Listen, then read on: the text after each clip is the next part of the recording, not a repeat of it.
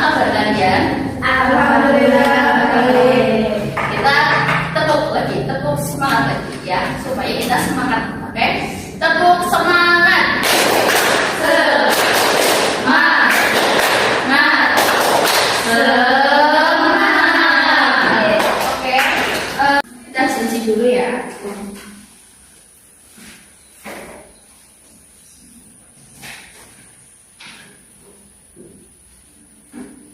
Afifah Dalil, Hadir.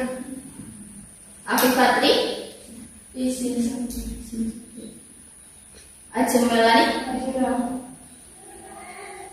Anis Nur Hanifah, Hadir. Dini Ayu, Hadir. Fadilatul, Hadir. Fauzania Roista, Hadir. Pina, Hadir. Hansa, Di sini. Naila, Hadir. Nila, Hadir. Siti Nur Faiza, Di sini satu. Materi kali ini yang saya ajarkan itu mengenai cerpen. Apa?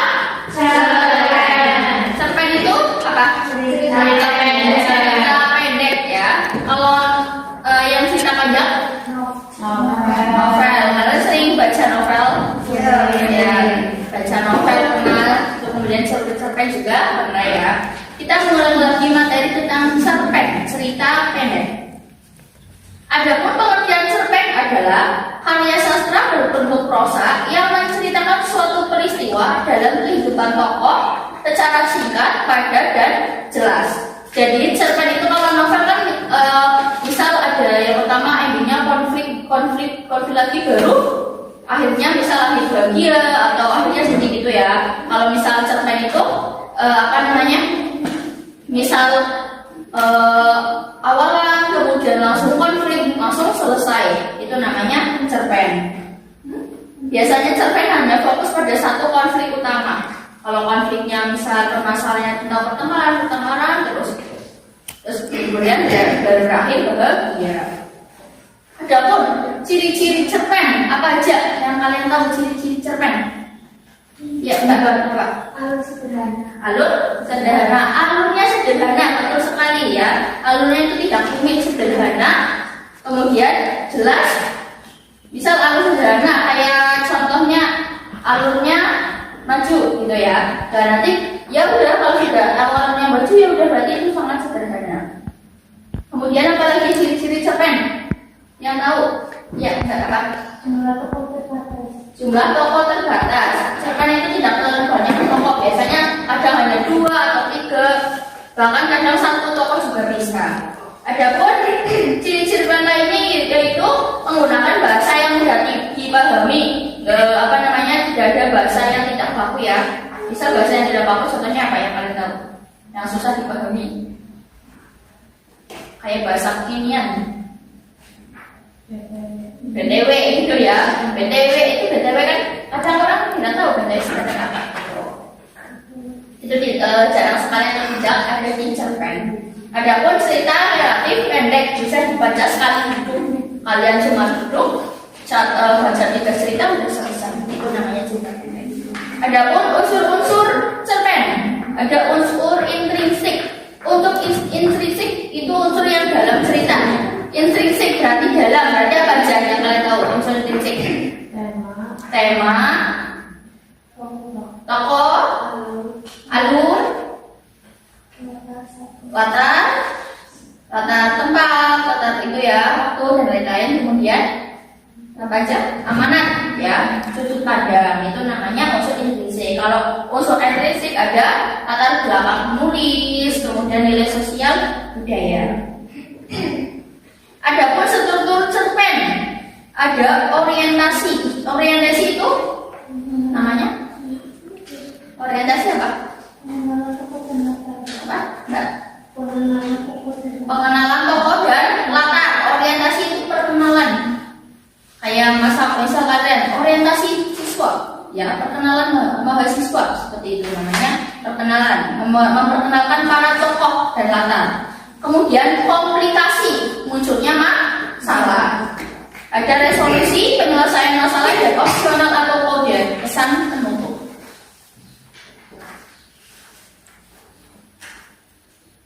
Lalu di sini ada contoh cerita, sebuah cerpen atau contoh ya. Kalian belajar untuk menyimak secara baik. Saya bacakan sebuah cerpen pendek, nanti kalian yang menyimak. Judul: Sepatu tua di sudut kelas. Di sudut kelas terdapat sepasang sepatu tua milik Raka. Setiap hari ia memakainya meski sudah robek di sana sini. Teman-temannya sering menertawakannya. Suatu hari sekolah mengadakan lomba lari. Raka ingin ikut, tetapi ia ragu karena sepatunya sudah tidak layak. Saat lomba dimulai, Raka tetap berlari dengan sepatu tuanya. Semua orang terkejut ketika ia berhasil mencapai garis finish lebih dulu. Sejak saat itu, teman-temannya tidak lagi menertawakannya. Mereka justru belajar bahwa semangat lebih penting daripada penampilan. Pertanyaannya, yang bisa jawab angkat tangan. Siapa tokoh di dalam cerita tersebut? Ya, Mbak. Tokohnya Raka. Tokohnya Raka. Kemudian apa tema yang ada dalam cerita tersebut? Apa? Keberanian. Keberanian. Jadi Raka itu tidak malu-malu, dia semangat tentang menyerah untuk tetap berlari walaupun memakai sepatu yang sobek, ya. Misal aku jadi Raka, aku harus tetap ikut lomba lari walaupun sepatu saya sobek. Ya, itu namanya keberanian. Kemudian amanat. Jangan meremehkan orang lain dan tetap percaya diri dengan keterbatasan. Jangan meremehkan orang lain walau ada keterbatasan, ya. Kita tidak boleh meremehkan orang lain. Misal mungkin kita punya teman yang mungkin kekurangan misal berangkat kok ternyata cuma misalnya pakai sendal, ya kita paling tanya aja kenapa pakai sendal, gitu. Jangan, kamu pakai sendal sih, gitu. Jangan, ya. Kemudian mungkin ada bajunya yang sobek, gitu. Terus kamu pakai baju sobek, jangan seperti itu. Tapi kok kamu bajunya sobek, kenapa ya, gitu.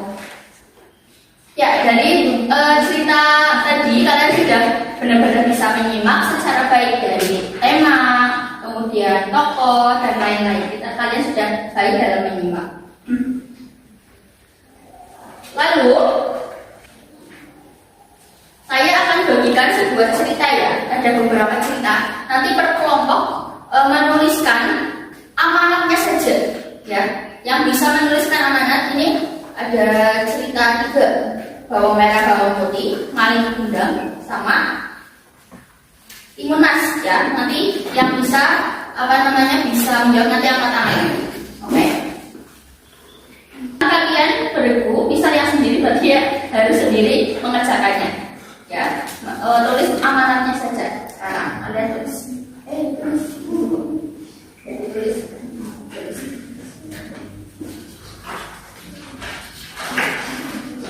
5 menit cukup, ya, untuk waktu menulis hanya amanatnya saja. Sekarang ditulis. Sudah 5 menit? Sudah dijawab semuanya? Sudah. Ya, sekarang itu ada 3 cerita, ya. Bawang merah, bawang putih, timun mas, dan maling kundang. Sekarang amanat untuk bawang merah dan bawang putih. Siapa yang mau menjawab? Iya, Mbak. Perbuatan baik dibalas kebaikan. Bawang putih yang rajin dan sabar mendapatkan kebahagiaan berupa perhiasan atau emas. Keserakahan membawa petaka. Bawang merah dan ibunya yang tamak mendapatkan hukuman. Ya, betul sekali. Itu ya amanatnya. Jadi bawang putih yang baik, bawang merah yang jahat, gitu ya. Ceritanya seperti itu, ya. Jadi bawang putihnya itu mendapat sebuah kebahagiaan, mendapat emas banyak. Sedangkan bawang yang jahat, bawang merah mendapat karena keserakan dia jadi mendapatkan apa? Kalau yang di dalam cerita itu bawang merah itu biasanya kayak mendapatkan isi itu buah yang isinya banyak kayak logam-nya, gitu. Kalau bawang putih dapatnya malah biasa. Kemudian ada cerita timun mas. Siapa yang menjawab amanat timun mas? Mbak berdiri. kejujuran dan janji. Cerita ini juga menyeratkan tanggung jawab atas janji yang telah dibuat baik oleh Musrini maupun dalam menghadapi konsekuensi hidup. Ya, betul sekali. Itu tentang perjalanan hidup ya. Jadi raksasanya itu minta Timun Mas kalau udah besar diserahkan ke raksasa. Tapi untuk Timun Masnya pintar mengelabui raksasa hingga raksasanya tercipta. Terus sekali Mbak. Terakhir cerita tadi apa? Ceritanya ya, kalian biasanya maling muda. Ya Pak? Ya, boleh. Wajib mengakui orang tua meskipun sudah sukses dan kaya raya, tidak boleh mengakui orang tua miskin. Yang kedua, hindari sifat sombong dan angkuh. Kesuksesan tidak boleh membuat seseorang lupa diri dan angkuh. Ya, betul sekali. Walaupun kita sudah sukses ya, kita bisa merantau ke negeri orang, kita sukses, kita punya banyak harta, jangan lupa dengan orang tua. Masa orang tua kita sudah tua, pas misal di desa kita harus ingat kita menjenguknya. Jangan sampai kita melupakan apabila tidak mengakui, itu sangat salah besar. Seperti cerita paling gundang ya, sampai dikutuk menjadi batu. Itu ceritanya ya, jadi kutuk batu karena dia durhaka sama orang. Itu ada 3 cerita dan amanatnya, kalian bisa menyebutkan dengan baik. Oke, akhir cerita ini kita refleksi sebentar ya. Kembali mengulang tadi pengertian cerpen. Cerpen adalah karya sastra berbentuk prosa yang menceritakan suatu peristiwa dalam kehidupan tokoh secara singkat, padat dan jelas. Contohnya tadi Timun Mas, bawang merah, bawang putih dan malin muda. Untuk satu, misal kalian baca ceritanya hanya 1 gundukan saja sudah selesai. Berbeda dengan novel yang harus berhari-hari. Biasanya cerpen hanya fokus pada satu konflik utama. Kayak contohnya konfliknya Malin Kundang itu dihadapkan ke orang tua lalu dikutuk jadi batu. Seperti itu ya. Ciri-ciri cerpen ada memiliki satu konflik utama, jumlah tokoh terbatas, dan alur sederhana. Kalian bisa pelajari lagi di buku bahasa Indonesia kalian mengenai cerpen. Ya. Ada yang ditanyakan? Sudah sudah paham tadi materi cerpen dan contohnya ya? Kalian sudah fokus dalam menyebutkannya. Oke, penutup ya. Penutup, kita semangat lagi, tepuk semangat ya. Tepuk semangat. Semangat. Terima kasih perhatian kalian. Untuk penutupnya kita berdoa di dalam hati masing-masing ya. Berdoa dimulai. Doa selesai. Oke, sekian dari saya. Apabila ada tutur kata yang salah, mohon dimaafkan ya. Wassalamualaikum warahmatullahi wabarakatuh. Waalaikumsalam.